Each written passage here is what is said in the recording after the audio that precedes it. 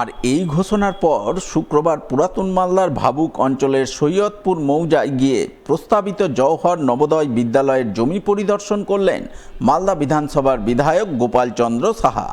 এদিনের এই পরিদর্শনে বিধায়ক ছাড়াও উপস্থিত ছিলেন পুরাতন মালদা পঞ্চায়েত সমিতির সভাপতি রুম্পা রাজবংশী সহ অন্যান্যরা। তারা সকলে মিলে সৈয়দপুর এলাকা ঘুরে দেখেন।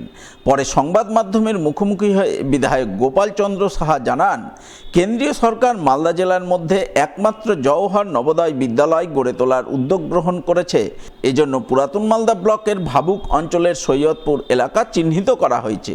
ইতিমধ্যে এই বিদ্যালয় গড়ে তোলার জন্য বৃহস্পতিবার রাজ্য মন্ত্রিসভার ক্যাবিনেট সৈয়দপুরে 11 একর জমি হস্তান্তরের সিদ্ধান্তের কথা ঘোষণা করেছে। আর এই সিদ্ধান্তের পর আজ তিনি জমি পরিদর্শনে এসেছেন। সিবিএসসি বোর্ড পরিচালিত আবাসিক ইংরেজি মাধ্যম নবোদয় বিদ্যালয় গড়ে উঠলে মালদাবাসী উপকৃত হবেন। গরিব ঘরের ছেলেমেয়েরা বিনামূল্যে এই বিদ্যালয়ে তাদের ছেলেমেয়েদের পড়াতে পারবেন। আমরা সবাই উপস্থিত হয়েছি এখন আমাদের ওল্ড মালদা ব্লকের এই সৈয়দপুরে, ভাবুক অঞ্চলের সৈয়দপুরে, এই সৈয়দপুর মৌজাতে দীর্ঘদিনের দাবি ছিল নবোদয় স্কুল তৈরি করার জন্য। কারণ মালদা জেলাতে একটাই নবোদয় বিদ্যালয় হবে, জওহর নবোদয় বিদ্যালয়।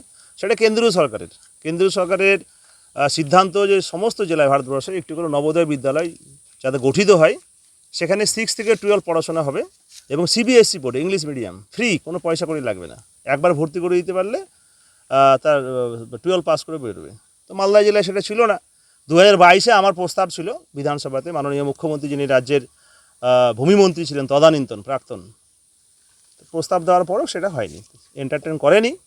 কিন্তু যাই হোক, অনেক দিনের আন্দোলন, অনেক দিনের দাবি আমাদের ফুলফিল হয়েছে।